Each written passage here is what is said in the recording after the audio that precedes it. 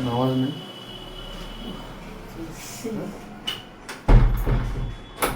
কোনো কথা নেই। কি বলবো তোমাকে? হ্যাঁ, কি বলবো? কোনো কথা নাই, চুপচাপ।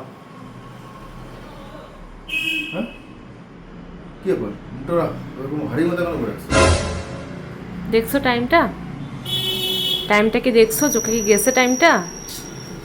নাকি চশমাটার মধ্যে পাওয়ারটা কমতি হয়ে গেছে? চশমা ঠিকই আছে আমার।